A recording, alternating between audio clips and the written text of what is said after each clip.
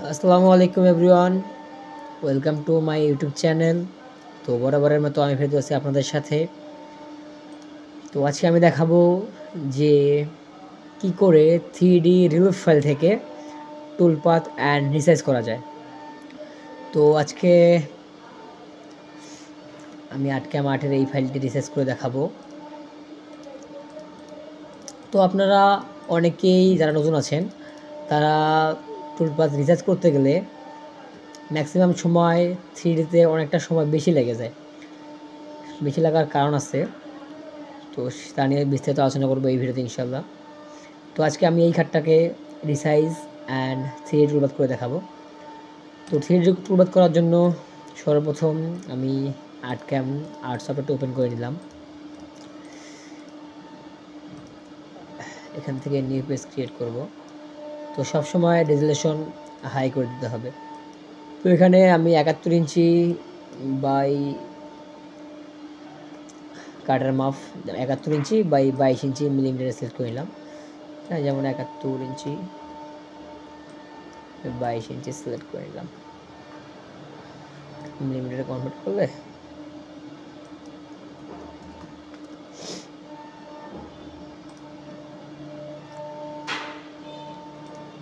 তো আমার পেজটা নেওয়া হয়ে গেছে। তো এখন রিসার্চ করার জন্য সর্বপ্রথম আমাকে যে কাজটি করতে হবে, আমাকে খেয়াল করতে হবে যে আমি যে ফাইলটা রিসার্চ করব সেটা রিলিফ ফাইল নাকি এসটিএল ফাইল। এসটিএল ফাইল হলে বা রিলিফ ফাইল হলে যে রিলিফ অপশন এখান থেকে ইনপুট, যদি আমার ফাইলটায় রিলিফ ফাইল হয় তাহলে এখান থেকে আমি ইনপুটে চলে যাব। ইনপুটে চলে যেয়ে ফাইলটাকে ইনপুট করে নিব। আর যদি আমার ফাইলটাকে এসটিএল ফাইল হয়, ইন্টারন্যাশনাল ফাইল যে এসটিএল ফাইল, ওই ফাইলটা যদি হয় তাহলে আমাকে ইনপুট 3D মডেলে যেতে হবে। যেহেতু আমার ফাইলটা রিলিফ ফাইল সেহেতু আমি ইনপুট থেকে ফাইলটাকে ইনপুট করে নিব। ফাইলটা আমার ডেস্কটপে আছে, এসএফ নামে সেভ আছে। তো আমি ডাবল ক্লিক করে ফাইলটাকে ইনপুট করে নিচ্ছি। ফাইলটা ইনপুট হওয়ার সাথে সাথে আমার একটা এরকম উইন্ডোজ চালু হবে। তো ফার্স্ট টাইম আমি এটাকে রিসাইজ করে নিব। তো রিসাইজ করার পর টুলবারটা দিব। তো সেহেতু আমার হাইটে আছে 558, যেহেতু আমার 22 ইঞ্চি আছে সেহেতু আমি সবসময় আমার পেজ যা আছে তা থেকে 2 মিলি বা 1 মিলি কম নেওয়ার চেষ্টা করব বলতে কম নিতে হবে। কেননা যদি আমি কম না নেই তাহলে আমার এই কোণাতে যখন আমার ডিজাইনটা চলে আসবে, যখন আমি পেজের মাপে ডিজাইনটা নিব তখন আমার এই কোণায় ডিজাইনটা যখন লেগে যাবে, তখন আমার আমি 3D যখন টুলপাথ দেবো তখন এই কোণায় এসে মেশিন একবার দাঁড়াবে, আবার এই কোণায় এসে মেশিন একবার দাঁড়াবে। তো মেশিন দাঁড়ানোর জন্য এই সময়টা বেশি লাগার জন্যই মূলত 3Dতে সময়গুলো তো বেশি লাগে। 3Dতে আমাদের যে মাঝে মাঝে কারো এমন হয় যে 3D টুলপাথ করতে গেলে আপনার সময়টা বেশি লাগে, 3D কাটার সময় বেশি লাগে, অন্যদের কম লাগে, বেশি লাগে। এই বেশি লাগার কারণটা হচ্ছে এইটাই। অ্যান্ড আমি ওখানে 1805 দিছি, অ্যান্ড আমি এখানে 1803 দিয়ে দেবো, আর এখানে 2 মিলি কম দেবো। অ্যাপ্লাই করে দিলাম। তো এখন আমার হাইটটা আমি 15 mm হাইটে দিয়ে দিলাম, অ্যাপ্লাই করে দিলাম।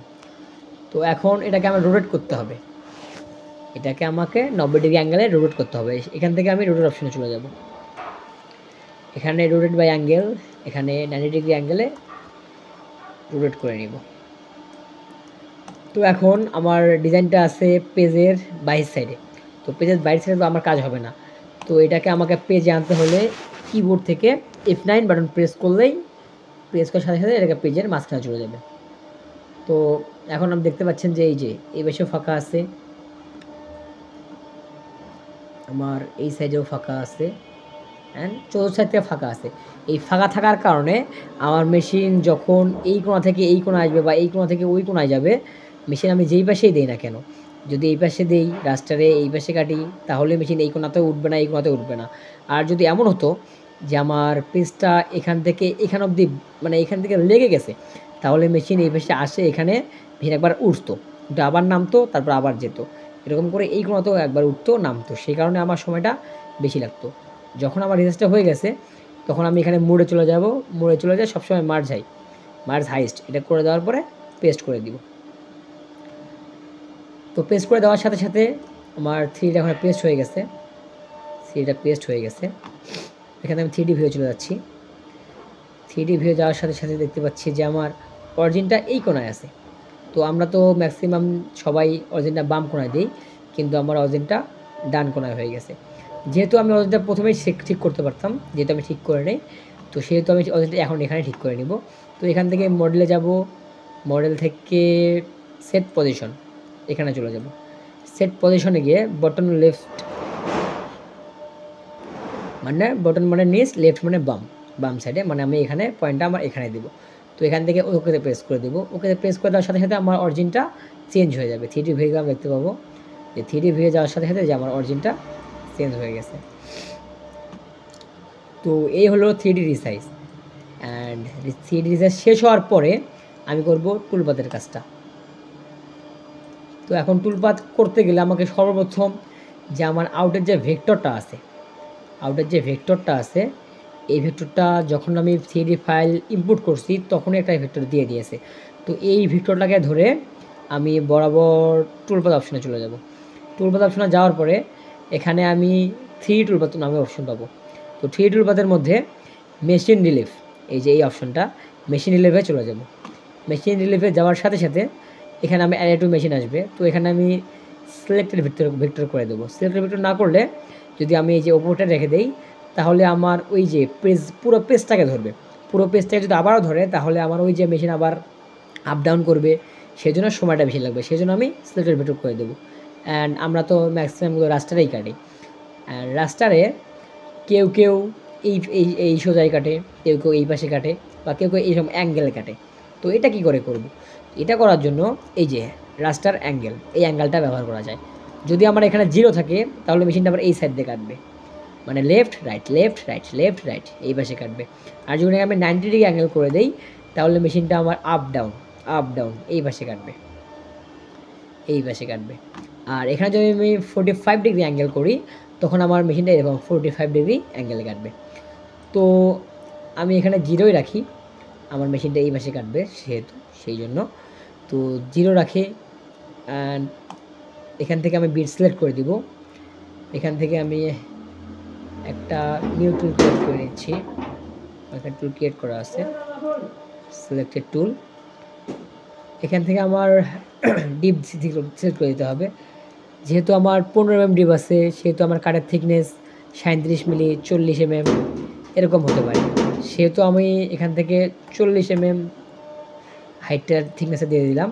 তো এখান থেকে আমার যে বটন আছে এটাকে সবসময় টপে করে দিতে হবে, তারপর ওকেতে প্রেস করে দিব। এখন আমি 3D ভিউ চলে যাব। যেহেতু আমার সব কিছু সাজানো হয়ে গেছে, এখানে আমি একটা 3D খাট নাম দিয়ে টুলপাতে দিয়ে দিলাম। তো এখানে দেখাচ্ছে নো ভেক্টর মেশিন সিলেক্টেড, মানে আমি এখানে ভেক্টর সিলেক্ট দিছি বাট এখানে ভেক্টর সিলেক্ট করে নেই, সেহেতু আমাকে প্রথমত এখানে ভেক্টরটা সিলেক্ট করে নিতে হবে। সিলেক্ট করে নিলাম, এখন আর অপশনটা আসবে না। তো এখন আমার এই যে টুলবারটা নিচ্ছে। তো আপনারা যত বিট চিকন দিয়ে কাজ করবেন তত আপনার ফিনিশিংটা সুন্দর হবে। মোটা বিট দিয়ে কাজ করলে সময় কম লাগবে, বাট ফিনিশিংটা কম হবে। তো আপনারা সবাই চেষ্টা করবেন যে 3D কাজগুলোকে চিকন বিট দিয়ে করার। তো চিকন বিট দিয়ে করলে আপনার 3Dটা সময় বেশি লাগলেও আপনার 3Dটা স্মুথ হবে, সুন্দর হবে। তো সেই জন্য আপনারা চেষ্টা করবেন সবসময় চিকন বিট দিয়ে 3D টুলবারগুলো দেওয়ার। তো এখানে আমার টুলবারটা নিচ্ছে, এখানে বেশিক্ষণ সময় লাগবে না, রাস্টারে বেশিক্ষণ সময় লাগে না। তো আমার মোটামুটি আর কয়েক সেকেন্ডের মধ্যে টুলবারটা শেষ হয়ে যাবে। আর এখানে আরেকটা অপশন আছে, সেটা হচ্ছে আমরা অনেকেই চাই যে মানে যে 3D চালাতে চাই, আবার অনেকেই প্রথমে রাফিংটা করে নিতে চায়। তো আমি রাফিংটা দেখাই নাই, 3D টুলবারটা আমার হয়ে গেছে, এখন রাফিংটাও দেখাবো। তো আমার 3D টুলবারটা নিয়ে নিয়েছে।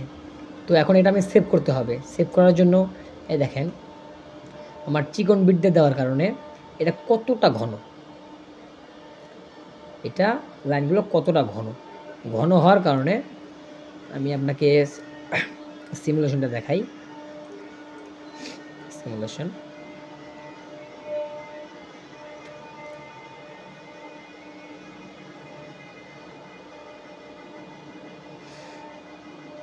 এই যে সিমুলেশনটা দেখেন, সিমুলেশনটার মধ্যে দেখেন কতটা ক্লিয়ার আসতেছে। তো আপনি বিট যত চিকন দিবেন, আপনার ফিনিশিং, মালের কন্ডিশন, কোয়ালিটি সব কিছুতেই পারফেক্ট পাবেন। তো আপনি যত কাটার চিকন দিয়ে কাজ করবেন, যত স্টেপ ওভার কম দেবেন, তত আপনার কাজের সূক্ষ্মতর অ্যান্ড ফিনিশিং ভালো আসবে। তো এখন সেভ করার জন্য আমি এখানে সেভ টুলবারে চলে যাব। এখান থেকে মডেল বাজার 3 অ্যাক্সিস এমএমজি ফাইল সিলেক্ট করে দিয়ে এখানে সেভ করে দিলাম।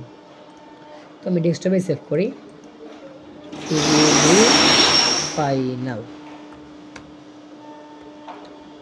নামে ফাইলটা সেভ করে দিলাম।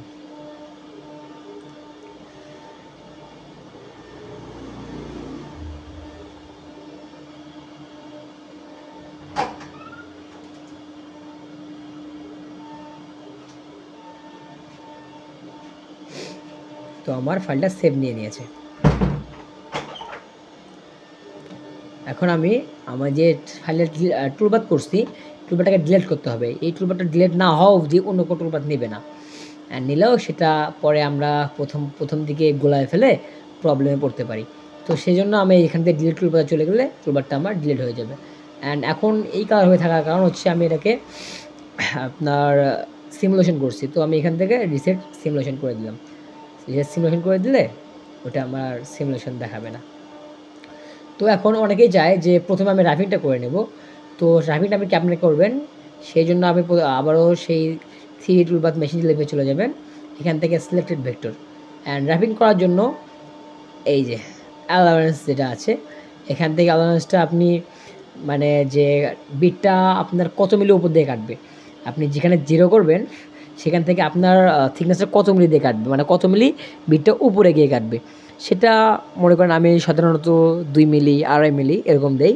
তো রাফিং করার সুবিধাটা হচ্ছে আপনি রাফিংটা করে নিলে আপনার বিট যদি আপনি এখানে 2 mm দেন, তাহলে মনে করেন আপনার বিট সবসময় যে আপনার 3D বিটটা যখন চালাবেন, তো আপনার যেমন এখানে ডিপ বেশি হবে, এখানে ডিপ কম হবে, আবার এখানে ডিপ বেশি হবে।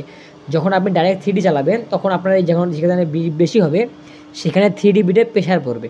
আর আপনি যদি আগে রাফিংটা করে নেন তাহলে আপনার এখানেও 2 মিলি কাট থাকবে, এখানেও 2 মিলি কাট থাকবে। তো এখানে আপনার যে প্রেশারটা থাকবে এখানেও সেম প্রেশারই হবে। তো আমি মনে করি যে 3D রাফিং করে নেওয়া সবথেকে উত্তম। 3D রাফিং করা 3Dর জন্য সবথেকে উত্তম কাজ। তো 3D রাফিং করার জন্য অলারেন্সে এখানে 2, কেউ 3 বা কেউ 2.5 দেয়। তো আপনার যতটা দরকার ততটা দিয়ে নেবেন। অ্যান্ড এখান থেকে যে সিলেক্টেড টুল, এখানে আমরা বিট সিলেক্ট করতে হবে। তো আমি সচরাচর 8 মিলি বিট দিয়ে রাফিং করে থাকি। তো সেই জন্য এখানে 8 মিলি বিটটাকে আমি সিলেক্ট করে দিলাম। অ্যান্ড এখান থেকে আমার আপনার কাঠের থিকনেস দেওয়া আছে, সব কিছু দেওয়া আছে। তো এখানে আমি রাফিং লিখলাম, লিখে 3D ভিউ চলে গেলাম, গিয়ে এখানে রাফিং নামে চলে দিলাম। তো এখন আমার 3D রাফিং টুলবারটা নেওয়া শুরু করেছে। এটাও বেশিক্ষণ লাগবে না, জাস্ট কয়েক সেকেন্ডের মধ্যে রাফিং টুলবারটাও নিয়ে নেবে। তো রাফিং হয়ে গেলে রাফিংটা আমি সেভ দিয়ে দিব।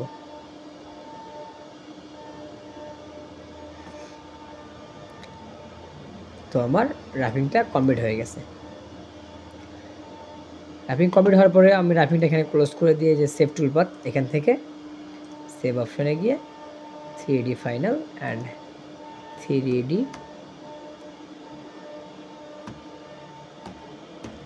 রাফ সেভ করে দিলাম।